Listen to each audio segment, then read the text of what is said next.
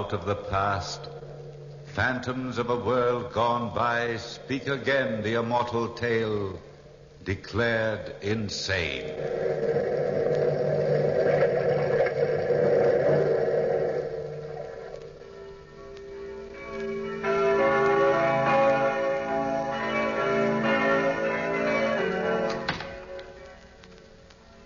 This is the church she comes to. There she is, Renee, kneeling in the pew, third row from the left. What do you think of your rival for your husband's affections? Are you positive that's the same Madame Jean Renaud? I'd stake my honor upon it. Cecil, you've staked your honor so often there's nothing left to it. Madame. Amazing. I wonder how a woman like that could extract such huge sums of money from my husband. She might have certain charms you don't understand. But she's fat and pockmarked. True, Renee. But powerful enough to make you and your children penniless within 10 years. How can we break her hold on Pierre? I've tried. Pierre won't listen to me, either as his brother or his lawyer. So there's only one thing left. What's that? Simply that you ask for a commission for lunacy against him. Imply that he's insane and have him locked away. But Pierre is With your political prestige at Louis XV's court, I'm sure we can convince a young, ambitious judge to the contrary. Pierre's many eccentricities can bear fruit. His monomania on Chinese customs could easily be misinterpreted. Do you understand? But, Cecil, Now, listen to me. Tomorrow morning, I want you to pay an unexpected visit on your husband. Drive out to that country hovel and... Is your master in, Roger? Madame la Marquise, we weren't expecting you. Do come in. Monsieur's in the study. If you follow me, he'll be pleased to see you, madame. It's been such a long time. Thank you, Roger. Monsieur, Madame la Marquise? Renee. I'm sorry to disturb you, Pierre, but you know what the court says. This separation of ours does not do my reputation any good. Your reputation? Naturally. What are you doing dressed up in that silly outfit? I am writing a history of China, Renee. One can't understand the Chinese mind without trying to feel the tempo of their mode of life. Oh, that's neither here nor there. I've been hearing about the way you're handling the children. The children are well and healthy. I don't feel comfortable about them out here. So I'd like to change nurses. The woman you have now is too old for the job. I've brought an Englishwoman out here with me today. Her name is Maggie Campbell. I think you'll find Maggie a gem in many ways. Your absent-mindedness endangers our children's very existence. What are you hinting at? Hinting? You know very well what I mean. That woman, Madame Jean Renaud. She's no concern of yours. My son's future inheritance, however, is my concern. I can't prevent you from throwing it away on a swine-headed woman. Oh, Renee, but really? Really what? Who is this Jean Renaud? What power has she got over you? Why do you insist on living in the country and giving her the major part of your income? That's one question you'll never have answered. You wouldn't understand. That's why I've hired Maggie Campbell to act as nursemaid. The children are never to be in that woman's company. And Miss Campbell will follow those instructions to the letter.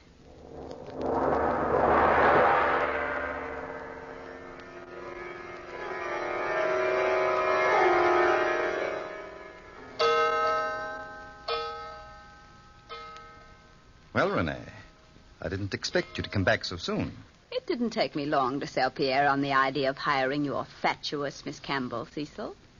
What did he think of her? Nothing much.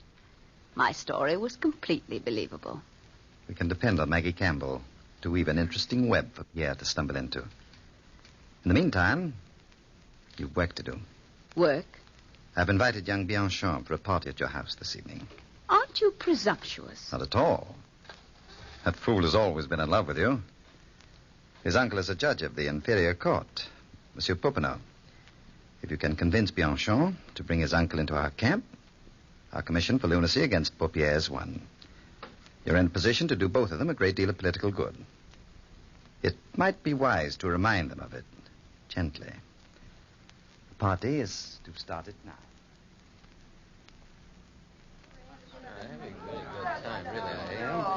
Bianchon, I'm so glad you could come to my little party. Oh, you're playing with my heart, madame. Ah. If only I were a free woman. free to play with a man's heart. Oh. But my husband being ill, Oh, Pierre's ill? didn't you know? No. Oh, I'm sorry to hear it. It's a mental condition. I thought you knew. Oh. Is there anything that I can do? I'm afraid there's nothing anyone can do. He insists now upon throwing his money away on a woman, Nona Jean Renaud, whom he favors now. Oh, a woman. A fat, ugly, pockmarked woman who is closer to 60 years of age than anything else. He's given her almost 1 million francs. Oh, this is serious, madame. But what can I do? He controls all the money in the family except my own small income. Well, have you ever thought of securing a commission for lunacy against him? My own husband, Monsieur Bianchon? But it's necessary, madame. My uncle is judge of the inferior courts. He could get it for you quite easily.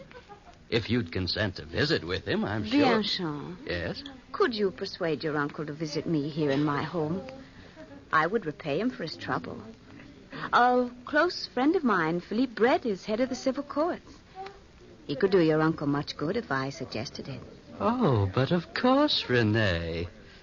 I shall pay my Uncle Popinot a visit this evening. Would tomorrow night be a convenient night for you? So convenient. And if Monsieur Popinot is interested in verifying my case, he might ask Maggie Campbell, my children's nurse, about Pierre's strange actions.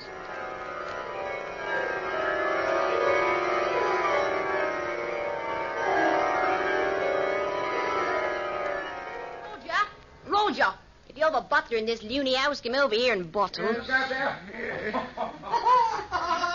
Yes, Maggie. What is it now, nurse? Listen to them, will you? Her father playing with his sons, twisting their arms till they scream in agony. Look at them there in the garden. He's teaching the boys how to wrestle, Maggie. Wrestling's a fine art in China. Wrestling, is it? It's a fine kind of wrestling. Trying to pull the boys' arms out by the sockets. Her laughing and screaming. Her maniac's mind. Her maniac, I tell you. Heaven help us. What will the madmen do next?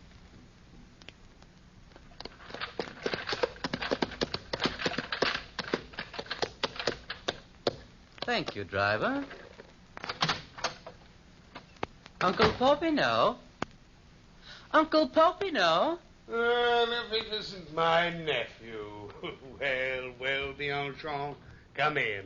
Oh, how can you live in this rat trap? And if this is a rat trap, Bianchon, then you should throw your old uncle a piece of cheese. What brings you down here on the banks on this hot day? Oh, a matter of urgency. A friend of mine is in trouble.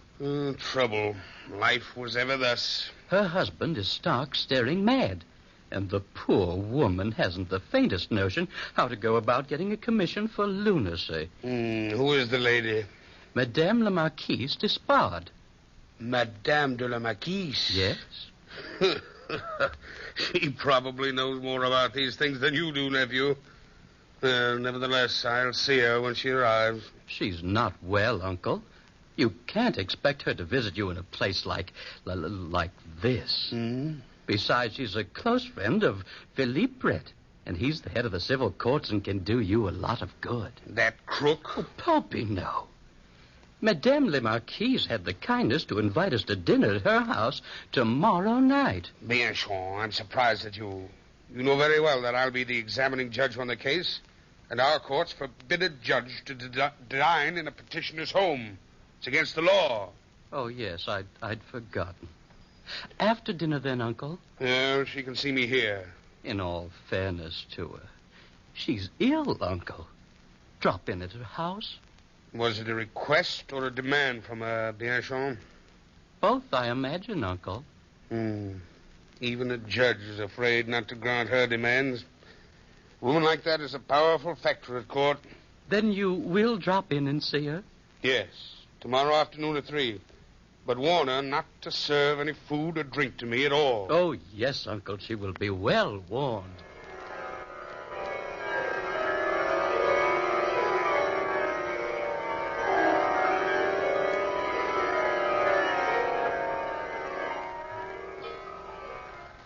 Maggie, what are you doing, prowling about the master's bedroom? I was looking for a good tonic for the children.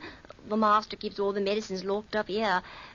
While I'm about it, you ought to take the tonic, Roger. You don't look so well lately. I never felt better. Spring's coming, Roger. Everybody should take a tonic. Yeah, drink this. You'll feel like a new man in a few seconds. I'll fix another drawer for the children. I can't figure you out, Maggie. One moment you shout, and the next you worry about my health. That's just my way, Roger. Go ahead. Drink it. I'm a nurse. I ought to know what's good. Go ahead. Drink it. Well, if this will make us better friends, Maggie, I'll drink it.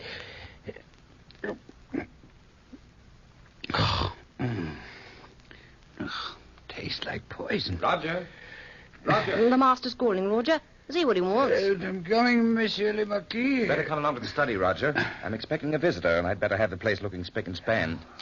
Visitor, monsieur? Madame Jean Renaud will be here soon. Then the business between Madame and I will be over, finally.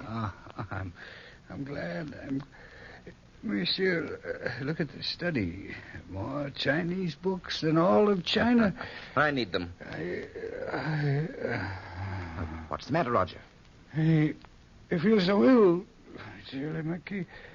In heaven's name, Yeah, I better don't sit down know. over here, Roger. Help me. Roger. Maggie. What's the matter, monsieur? Roger, old fellow. Roger. He's dead. Dave.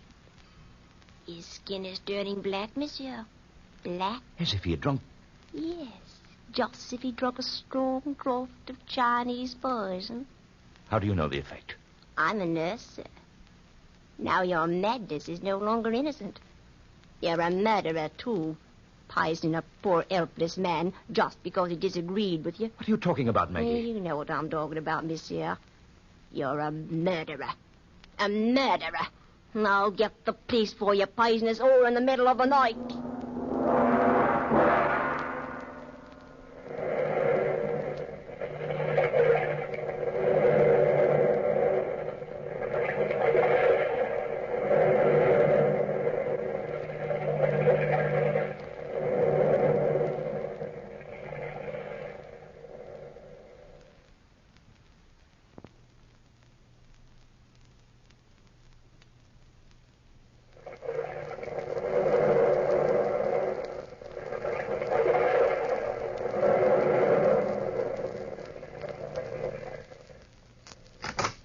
Madame la Marquise, may I present my uncle, Judge of the Inferior Courts, Monsieur Popinot. Good afternoon, monsieur. How do you do? This is my brother-in-law, the Chevalier d'Espargne. Say so. How do you do? How do you do? Won't you be seated, Monsieur Popinot? My uncle will do everything in his power to help you, Renee. I'm sure he will, Bianchon. Tell me, madame, when you and the Marquis separated originally, how much money were you allowed? Just my original income of 26,000 francs a year. You say that the Marquis had given a certain Madame Jean Renaud considerable sums of money? Almost 1 million francs. Is there any reason for him to give her money? None. None but an imaginary one dictated to him by his twisted mind. Does Madame Jean Renaud live well? Live well. In a mansion. I'm a poor man myself, madame. How much does Madame Jean Renaud spend on her house? Oh, the stables alone cost 16,000 francs. Judges are apt to be incredulous. If the stables alone cost 16,000, then how much for the entire establishment? Between 50 and 60,000 francs. So much? You don't say. Now, how much do you spend for this lovely place? About the same, 50 or 60,000. Renee! Huh? Oh, I thought you said your income was only 26,000 francs. You must be badly in debt, obviously. but, monsieur... If you're in debt, the court might not feel justified in allowing you to handle your husband's money. They might think you have a different motive for trying to secure control of your husband's money. Not that I have. A selfish one. Do you serve, madame? Well, I'm sorry, Madame la Marquise. It's against the law for me to eat or drink at a petitioner's home. I thought you knew. Madame la Marquise! Madame la Marquise! Maggie? What are you doing here? I've been trying to get her all day, I have. Monsieur le Marquis has murdered his butler. Poisoned him. I saw it with my own eyes. The police came. They've got him away in the jail.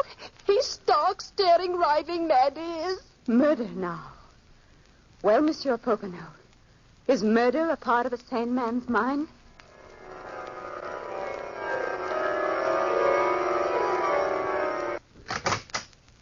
Such a place for a judge to live. Oh, if I lived here, I'd never make old bones.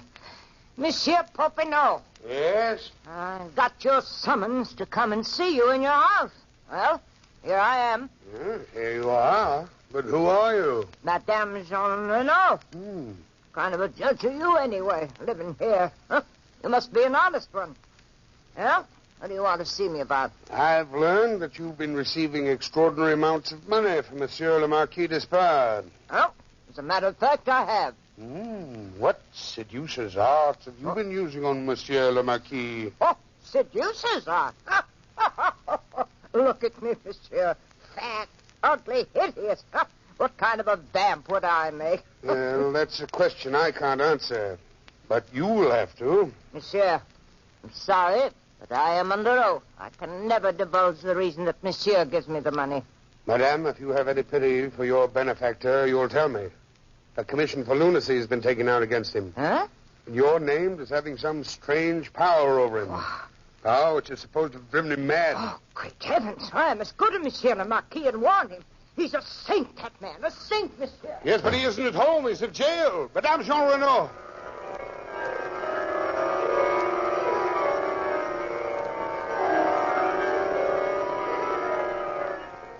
Monsieur le Marquis, I'm Judge Popinot of the inferior courts. You're most welcome to come in and share my prison cell. Are you here to accuse me of murdering a man, too? No, monsieur. But your wife has taken out a commission for lunacy against you. Monsieur, you're joking. I wish I were. Your passion for Chinese customs has led them to believe you live in a dream world. I was commissioned to write a book about China by the most respectable firm in all Paris. Have you a contract from them? In my desk drawer at home. Are there any duplicate copies in case your copy is stolen? Certainly. Here's the address of the firm. They have the duplicate. The second count is, of course, there's murder. You were accused of murdering your butler just to try out a potency of a new Chinese drug you've discovered. I've never toyed with Chinese drugs or poisons. How about this business of giving all your money to Madame Jean Renaud? Monsieur, I never thought I'd tell anyone that secret. Your life depends on it. Madame Jean Renaud is the descendant of the Jean Renaud family who owned a large estate in Saxony in the 13th century. My ancestors murdered her ancestors and stole that property. What has that to do with you? The entire Despard fortune was founded on that property. I'm trying to pay back a debt. The amount of money which should have been paid to the Jean Renaud when the property was taken over. You're too conscientious, Monsieur le Marquis. I don't want my children to be ashamed of their family as I'm ashamed of mine. They'll always be proud of the Despard name. I don't think we'll have any trouble clearing you of this charge. Tell me this. Is there any place in France where the black Chinese poison can be ordered? One place might have it. It's a small pharmacy called Lincoln. We don't usually carry that particular mixing drug in our pharmacy, Monsieur Popinot. It's too dangerous. But I did have a special order for it from a Cockney woman named Maggie Campbell just the other day. She had a note authorizing her to buy it. Who was the note from? From the head of the medical research department, through the Chevalier Despard. Thank you very much.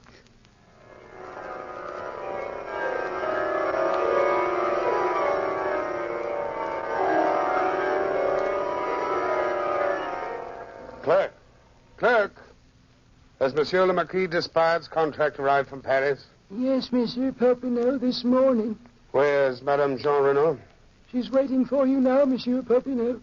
Just have her sign this legal bill of sale for the Saxon property and ask her to appear in court tomorrow morning. Yes, Monsieur. And the clerk. Yes. Send this letter to the Marquise d'Espard. After this note, I don't think she'll appear to press charges. Come along, Renee. We'd better go inside the courtroom. It's almost time for the sessions to start. You go ahead, Cecil. I'd like to see Monsieur Philippe Brett before court starts. See you later, then. Oh, my dear Renee, you look charming. I hope I haven't kept you waiting. Not at all. Here's the letter Monsieur Popinot sent me last night and the affidavits you asked for. Mm-hmm. This letter from Popinot places you in a very ugly position. It threatens the entire civil courts, besides naming the head of the Medical Association, Monsieur Brett. Yes, I know, Renee. Leave everything to me. I'll see you in court in a few minutes. Order in the court. The Fifth Court of Inferior Appeals is in session. The first case is a commission for lunacy. The case of Madame de la Marquise d'Espard against Monsieur le Marquis d'Espard. Popin, Yes, Monsieur Brett. as head of the civil courts, I cannot allow you to preside on the bench during this case. Cannot allow me? Do you realize, man, you violated the most important law in all France? I have 3 sworn affidavits that you partook of tea and cake at the household of Rene Despard at 5 p.m. 4 days ago. Now, since Madame is the plaintiff in this case, that renders any decision you might give as invalid. But, Monsieur Brett, they are lying. Your own nephew swears it's the truth. Will you relinquish the bench? Who is to take over in my place? Monsieur Devereux. Devereux? Yes. A man who spends his time currying favor from their majesties? Monsieur, will you give up the bench? I have no option. But if I can't work as judge on this case, I will represent Monsieur de la Marquise d'Espard as his barrister. Will you ascend the bench, Monsieur Devereux? Naturally, Monsieur Brett. The barrister in charge of proceedings will start. That is you, Chevalier d'Espard. Is it not, Cecil? Yes, thank you, Monsieur Devereux.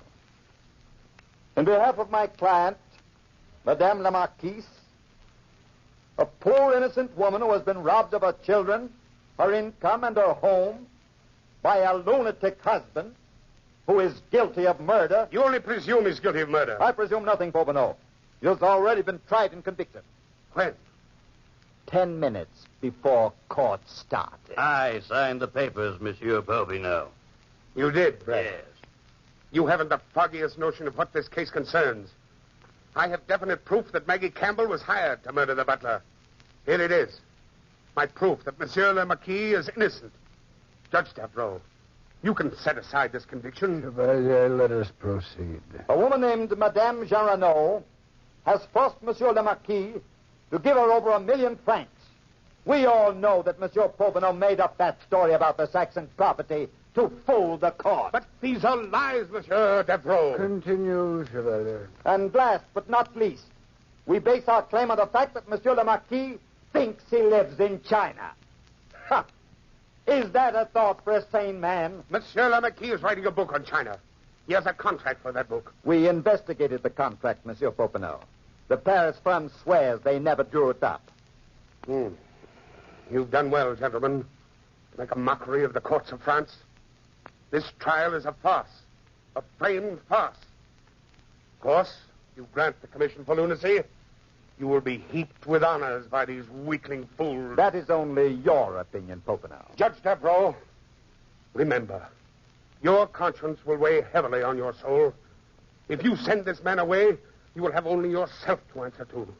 You wake up in the middle of the night screaming for forgiveness to your Maker. Think on it carefully, Judge Devereux.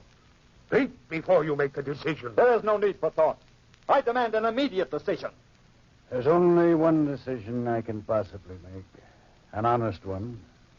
A decision dictated to me by my conscience and the evidence on hand. The commission for lunacy is granted.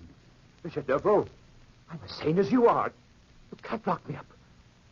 Popinot, tell them. In heaven's name, stop them. Don't let them. God! Take that man out of court and put him in a straitjacket before he loses his mind completely.